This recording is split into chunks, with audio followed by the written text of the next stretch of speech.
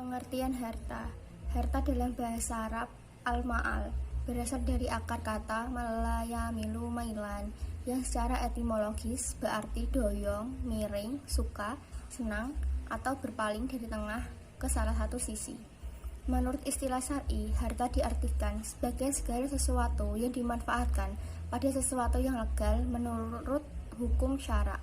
Berdasarkan pengertian tersebut, maka segala sesuatu yang digunakan dan dimanfaatkan oleh manusia dalam kehidupan sehari-hari disebut dengan harta. 2. Kedudukan dan fungsi harta dalam Islam. Kedudukan harta. Pertama, harta sebagai amanah atau titipan dari Allah Subhanahu wa taala. Manusia hanyalah pemegang amanah untuk mengelola dan memanfaatkan sesuatu dengan ketentuannya, sedangkan pemilik harta sebenarnya tetap pada Allah. Harta sebagai perhiasan hidup yang memungkinkan manusia menikmatinya dengan baik atau tidak berlebih-lebihan. Ketiga, harta sebagai ujian keimanan. Hal ini terutama menyangkut soal cara mendapatkan dan memanfaatkannya, apakah sesuai dengan ajaran Islam ataukah tidak. Ketiga, fungsi harta. Fungsi harta yang pertama berfungsi menyempurnakan pelaksanaan ibadah, bukan hanya ibadah yang khusus seperti zakat, haji, dan sholat, namun juga ibadah lain seperti kewajiban menutup aurat.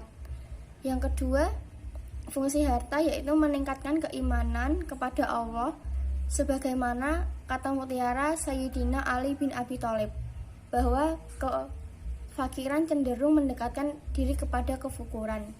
Yang ketiga, melanjutkan kehidupan dalam satu periode ke periode. Yang keempat, menyeimbangkan antara kehidupan dunia dan akhirat. Assalamualaikum warahmatullahi wabarakatuh. Saya Farida Tufzaroh. Saya akan melanjutkan penjelasan dari Mbak Anggun, yaitu tentang pembagian jenis-jenis harta. 1. Harta mutakawim dan goiru mutakawim. Harta mutakawim yaitu sesuatu yang boleh diambil manfaatannya menurut syara. Yang termasuk harta mutakawim ialah semua harta baik jenisnya maupun cara memperolehnya. B. Harta ghairu mutakawim yaitu sesuatu yang tidak boleh diambil manfaatnya, baik jenisnya, cara memperoleh maupun cara penggunaannya. Yang kedua yaitu harta mitsli dan kimi. Harta mitsli yaitu harta yang mempunyai persamaan atau pandangan dengan tidak mempertimbangkan adanya perbedaan antara satu dengan lainnya dalam kesatuan jenis. B. Harta kimi, yaitu harta yang tidak mempunyai persamaan atau padanan, atau harta yang memiliki padanan namun terdapat perbedaan kualitas yang sangat diperhitungkan. Yang ketiga, harta istikmali dan harta istikhlaki. Harta istikmal yaitu harta benda yang dapat diambil manfaatnya beberapa kali dengan tidak menimbulkan perubahan dan kerusakan zatnya dan tidak berkurang lainnya. Yang kedua, harta istikhlaki yaitu harta benda menurut kebiasaannya hanya dapat dipakai dengan berkurang lainnya. Harta mamluk, harta mahjur, dan harta mubah. A. Harta mamluk yaitu harta benda yang statusnya berada dalam pemilikan seseorang atau badan hukum. B. Harta mahjur yaitu harta yang menurut syarak tidak dapat dimiliki, tidak dapat diserahkan orang lain lantaran telah diwakafkan atau telah diperuntukkan bagi kepentingan umum. C. Harta mubah yaitu segala harta selain yang termasuk kedua kategori di atas. 5. Harta mankul dan harta ghairu mangkul. A. Harta mankul yaitu segala harta yang dapat dipindahkan atau bergerak dari satu tempat ke tempat lain. B. Harta ghairu mangkul yaitu harta yang tidak dapat dibawa kemana-mana atau bersifat statis. Yang keenam, harta yang dapat dibagi dan harta yang tidak dapat dibagi. A. Harta yang dapat dibagi yaitu harta yang tidak menimbulkan suatu kerugian atau kerusakan apabila harta tersebut dibagi-bagi. B. Harta tidak dapat dibagi yaitu harta yang menimbulkan suatu kerugian atau kerusakan apabila harta tersebut dibagi. 7. Harta pokok dan harta hasil. A. Harta pokok yaitu harta yang mungkin darinya terjadi harta lain. Hal ini berarti harta pokok juga bisa disebut sebagai modal. B. Harta hasil, misalnya seperti kain wol yang dihasilkan oleh domba. 8. Harta kas dan harta am.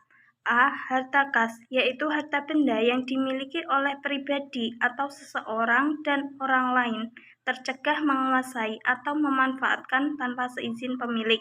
B. Harta am, yaitu harta benda yang menjadi milik masyarakat yang dimaksudkan untuk kemaslahatan dan kepentingan umum. Konsep kepemilikan harta dalam Islam dibagi menjadi 3. Yang pertama, hak milik pribadi atau al-milkiyah al-fardiyah. Kepemilikan individu adalah hak seseorang untuk memanfaatkan harta ini dan didapat dari usaha yang dijalankan, yakni bekerja. Perlindungan kepemilikan perseorangan adalah kewajiban negara. Karena itu, hukum syara menetapkan adanya sanksi bagi siapa saja yang menyalahgunakan hak tersebut. Yang kedua, hak milik umum atau al-milkiyah al-ammah. Kepemilikan umum merupakan kepemilikan harta atau sesuatu di mana setiap masyarakat secara bersama memanfaatkannya, berupa barang-barang yang mutlak diperlukan manusia dalam kehidupan sehari-hari, seperti jalan, sungai, padang rumput, dan lain sebagainya. Yang ketiga, hak milik negara atau al-milkiyah ad-daulah.